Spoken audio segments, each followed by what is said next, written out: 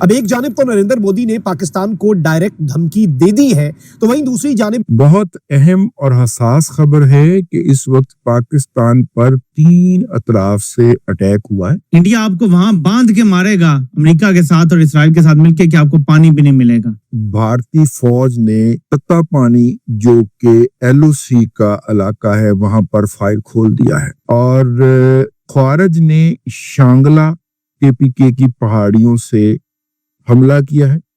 BLA Baloch liberation army نے مکران کے علاقے سے اٹیک لانچ کیا ہے۔ بھارت جو ہے وہ ڈائریکٹ ایکیوز کرتا ہے مقبوضہ وادی کے اندر ہونے والے کسی بھی واقعے کو، پاکستان کے ساتھ لنک بھی کرتا ہے، اور پاکستان کی ایجنسیز کو، پاکستان کے ملٹری کو اور اسٹیٹ آف پاکستان کو اس سب کے اندر بھارت انوالو بھی کرتا ہے۔ میں ان جرنیلوں کو ایک بار پھر واضح کرنا چاہتا ہوں، آپ کے خلاف اتنا تگڑا کیس انڈیا بنا رہا ہے کہ آپ تصور نہیں کر سکتے۔ اور اس وقت راجستھان کی جو ہوائی اڈہ ہے اس پہ بھی خصوصی نظر رکھی جا رہی ہے۔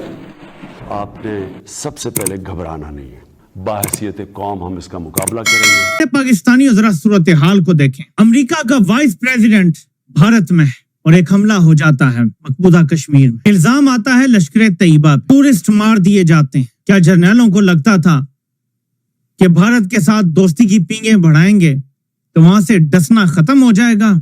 ٹائمنگ چیک کریں، تاریخ ہمیں کچھ اور بھی بتاتی ہے اس حوالے سے کہ ہمیشہ ایسے بڑے وزٹس کے دوران ٹائمنگ بڑی میٹر کرتی ہے۔ میرے پاکستانیوں، 2 اور چیزوں پہ آپ نے غور کرنا ہے۔ ٹرمپ عرب ممالک کا دورہ کرنے جا رہا ہے، جس میں UAE بھی شامل ہوگا، قطر وغیرہ بھی شامل ہوں گے ممالک، سعودی عرب بھی ظاہر شامل ہوگا۔ تو ٹرمپ عرب ممالک کا دورہ کرنے جا رہا ہے۔ اس سے پہلے مودی عرب ملک میں موجود تھا اور اس حملے کے بعد فوراً واپس آ گیا ہے۔ اس پر آپ ٹرمپ کا یہ بیان ذرا ملاحظہ کریں۔ یہ بھی ہمارے لیے ویسے آئی اوپنر ہے کہ بھارت کے معاملات کے اوپر انٹرنیشنل کمیونٹی اتنی جلدی ریاکٹ کرتی ہے، ورنہ ثانیہ جعفر ایکسپریس یہاں پر بھی ہوا، امریکہ کے پریزیڈنٹ کی طرف سے سٹیٹمنٹ جو ہے وہ اس پر نہیں آئی، اور ان کے ڈپارٹمنٹ آف اسٹیٹ کی طرف سے سٹیٹمنٹ آ گئی، لیکن اب امریکہ کے صدر نے پہلگام کے اندر ہونے والے اٹیک کے اوپر اپنی سٹیٹمنٹ دی ہے، اور US پریزیڈنٹ نے کہا ہے کہ اس وقت امریکہ جو ہے وہ ہر طرح سے بھارت کے ساتھ کھڑا ہے، اور Donald Trump expresses full support and sympathies for PM Modi and India, یعنی انہوں نے کہا کہ ہماری سمپتھیز بھی آپ کے ساتھ ہیں اور ہماری سپورٹ جو ہے وہ بھی اس وقت آپ کے ساتھ ہے اس انتہائی کڑے موقع پر اور اس انتہائی افسوسناک موقع پر۔ یہ امریکہ کے صدر کا موقف ہے۔ اب ذرا غور کریں، ٹرمپ کر رہا ہے دورہ عرب ممالک کا، جہاں پہ وہ UAE جائے گا، باقی بھی ممالک میں جائے گا، وہیں پہ UAE کا ایک سٹیزن جو مقبوضہ کشمیر میں ٹورزم کے طور پہ آیا ہوا تھا، وہ دہشت گردوں کے ہاتھوں مارا جاتا ہے۔ کیا زبردست لنک جوڑا گیا ہے، آپ ذرا غور کریں، کیا پلاننگ ہے۔ 24 لوگ تو مارے گئے ہیں، یا 26 سے 28، لیکن باقی بہت سارے زخمی بھی ہوئے ہیں، اور کچھ زخمیوں کی حالت بہت نازک بتائی جا رہی ہے۔ یہ جو اٹیک ہے یہ ڈیڈلیسٹ اٹیک ہے، یا ڈیڈلیسٹ سویلین اسالٹ ہے ان دا ریجن سنس 2019۔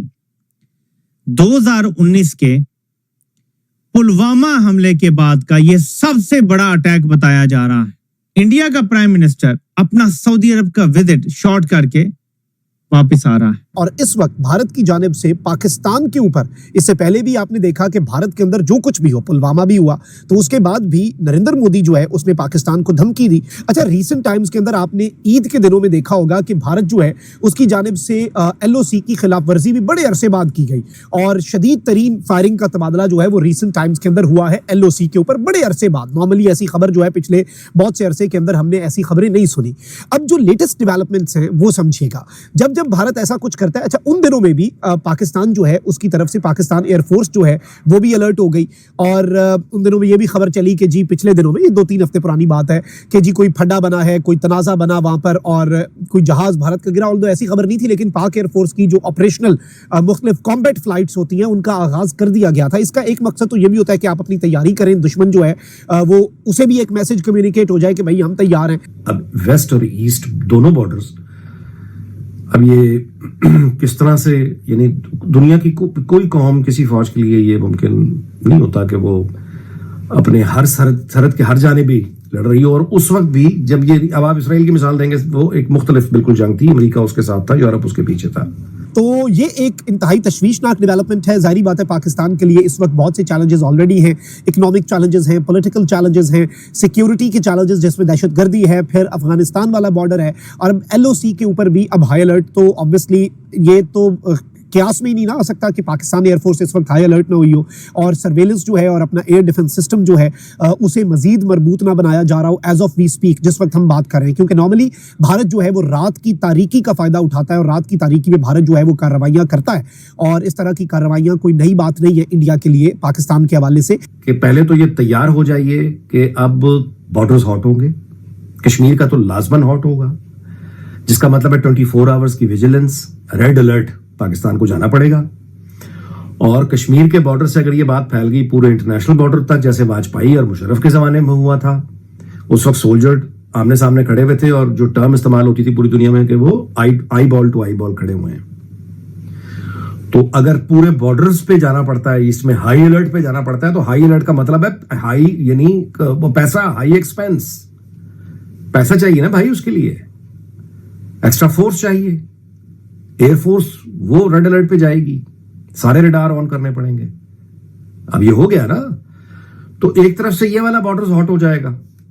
ویسٹ پہلے معاملات, بلوچستان سے خبریں اچھی نہیں ہیں, جتنا مرضی دبا لیں, خبریں تو اچھی نہیں. مطلب اب آج کی بھی خبریں ہیں لا انفورسمنٹ پہ اٹیک ہوئے ہیں, آج کی.